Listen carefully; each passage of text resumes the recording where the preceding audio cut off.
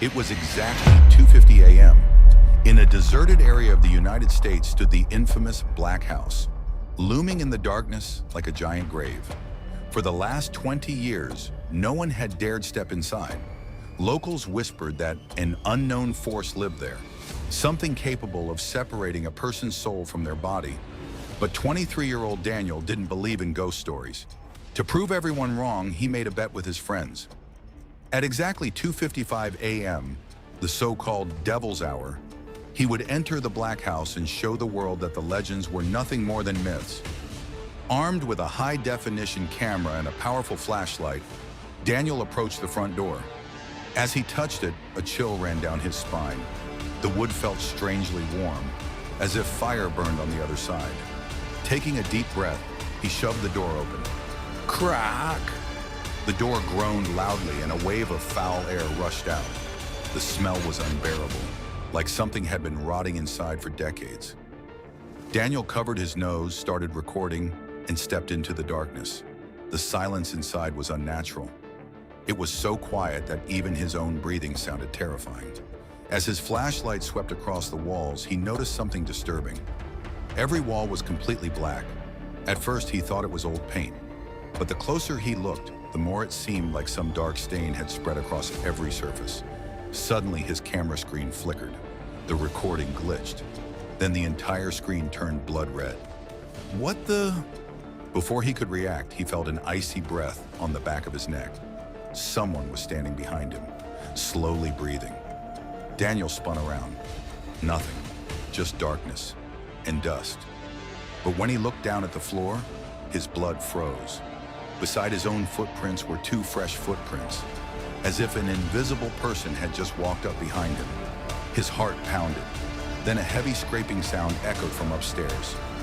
Scream! Something was being dragged across the floor.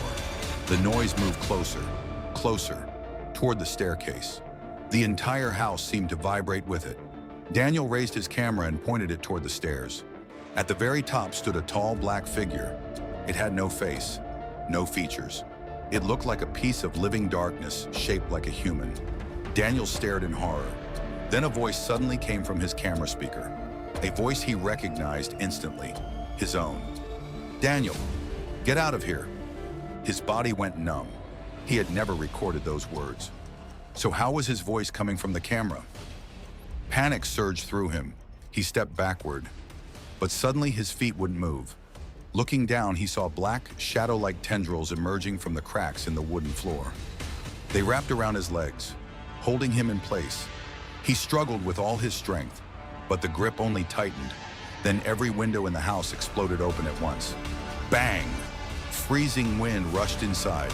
His flashlight flickered and died forever. Now only the camera's red glow illuminated the room. Trembling, Daniel looked at the screen.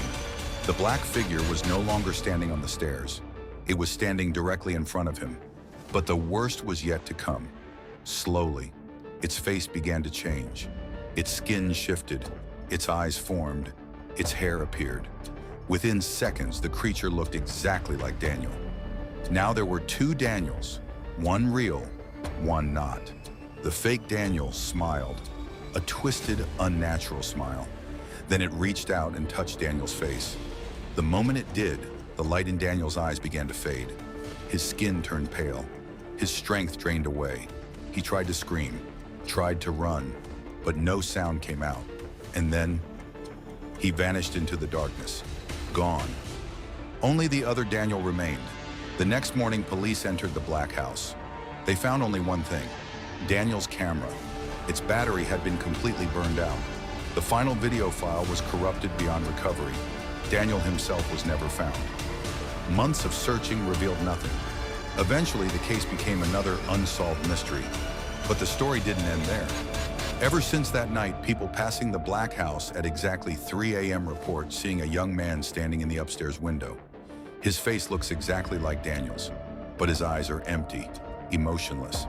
He slowly smiles, then drags a finger across the glass.